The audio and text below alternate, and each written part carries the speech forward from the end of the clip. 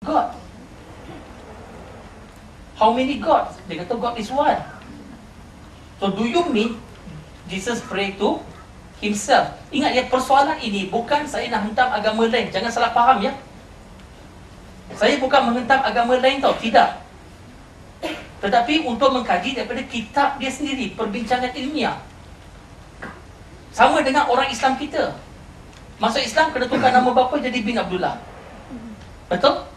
Tapi kalau itu bukan daripada agama Islam, saya cakap benda tu terus terang. So begitu juga saya apply prinsip yang sama juga pada agama-agama lain. Clear benda ni? Okey.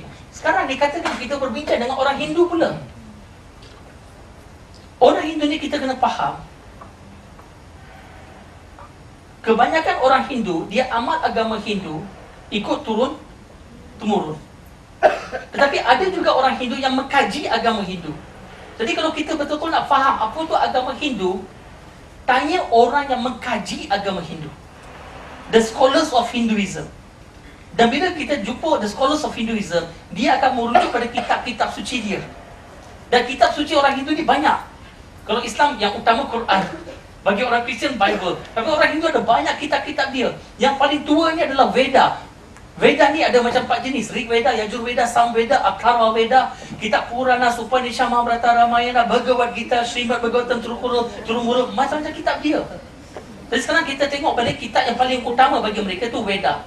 Tapi yang paling popular hari ni Bhagavad Gita. Dia ambil daripada Mahabharata, the nucleus of Mahabharata. Jadi kita kena tahu apa prinsip dia dalam tu. Okey, kita ambil beberapa contoh. Chandogya Upanishad, buku 6, bab 2, ayat 1 menyebut Ekam Awat Witiyam. Artinya, ini bahasa Sanskrit. Artinya, Tuhan itu satu. Tuhan itu satu. Serupa dengan Kul Huwallahu Ahad. Orang Hindu yang benar-benar faham agama Hindu, saya jumpa banyak. Mereka kata God is one.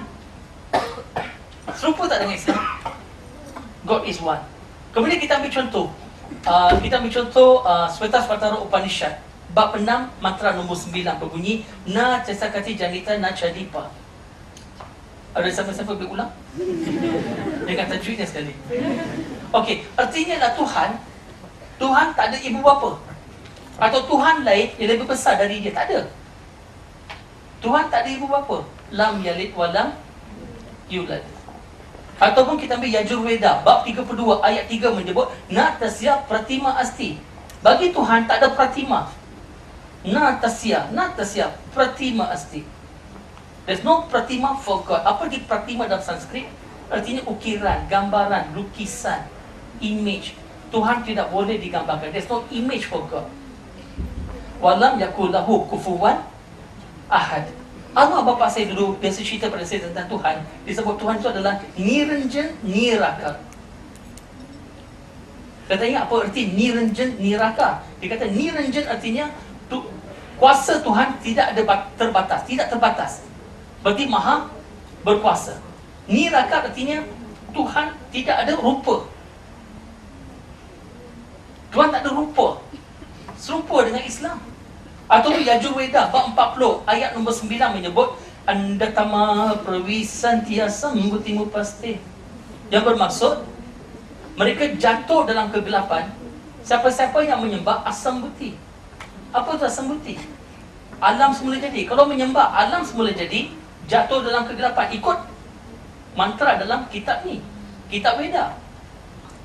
Alam semula jadi contohnya seperti pokok, batu, api, binatang, manusia. Sembah benda-benda ni jatuh dalam kegelapan. Ayat ni sambung, kalau sembah sambuti lagi teruk jatuh dalam kegelapan. Sambuti erti apa-apa yang dibuat dengan tangan manusia. Apa saja yang dibuat dengan tangan manusia, kita pergi sembah benda tu, lebih teruk jatuh dalam kegelapan. Serupa dengan Islam. Saya bagi satu lagi doa yang cantik dalam kitab Hindu, very beautiful. Dalam The Brahma Sutra of Hinduism, yang berbunyi Ekam Braham Dvitya Nasti Niya Nasti Kinchan. Bhagwan Eki Hai, Dusran Nahi Hai, Nahi Jarabi Nahi. Yang bermaksud Tuhan itu satu, tidak ada Tuhan yang lain, tidak, sama sekali tak ada. Sama dalam bahasa Arab kita sebut La ilaha illallah. Tidak ada Tuhan melainkan Tuhan yang Satu, Allah Subhanahu Wa Taala. Clear kan? Okey, sedikit rumusan. Bila kita kaji Bible, ada ayat-ayat yang serupa dengan Quran.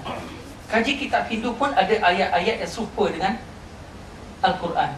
Maka ada yang akan bertanya dengan saya, Brother Shah, macam mana boleh ada persamaan?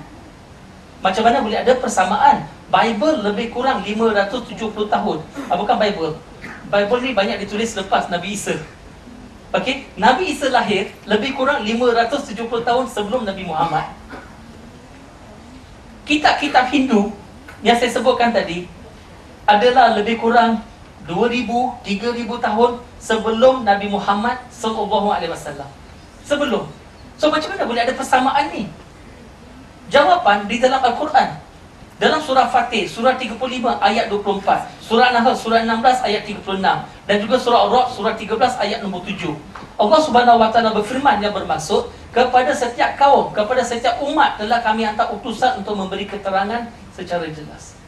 Setiap kaum, setiap umat, Allah telah hantar utusan untuk memberi keterangan. Pada setiap umat, Allah telah hantar nabi-nabi. Rasulullah SAW telah bersabda, sebelum baginda 124,000 nabi telah diutus atas muka bumi. 124,000 prophets, messengers have been sent on earth. Daripada Nabi Adam hingga Nabi Muhammad. Tapi Nabi Muhammad the last and the final prophet. Surah Al-Ahzab surah 33 ayat 40, Khatamun Nabi. Yang disebut dengan nama dalam Al-Quran 25 nabi sahaja. Jadi di India ada tak nabi-nabi yang diutus?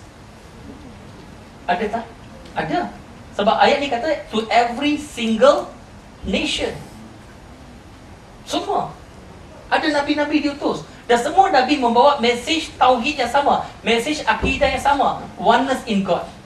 Tauhid. Syariat mungkin berbeza antara nabi dengan nabi, ikut keadaan dan sebagainya. Tapi dari segi mesej ketuhanan adalah sama. Tadi bila saya buat perbandingan agama, mengukuhkan lagi pemahaman saya. Dan saya melihat mereka-mereka yang bukan beragama Islam adalah saudara kita juga. Orang Kristian, orang Hindu yang tak percaya pada Tuhan, katakan siapa saja, mereka semua adalah saudara kita. Siapa yang sebut tu?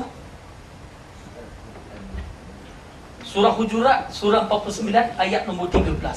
Allah Subhanahu Wa Taala berfirman, wahai manusia, aku jadikan kamu dari satu pasang laki-laki dan perempuan, Nabi Adam dan Hawa, dan menjadikan kamu bersuku-suku, berbangsa-bangsa, agar kamu saling kenal mengenal antara satu sama lain, bukan bergaduh.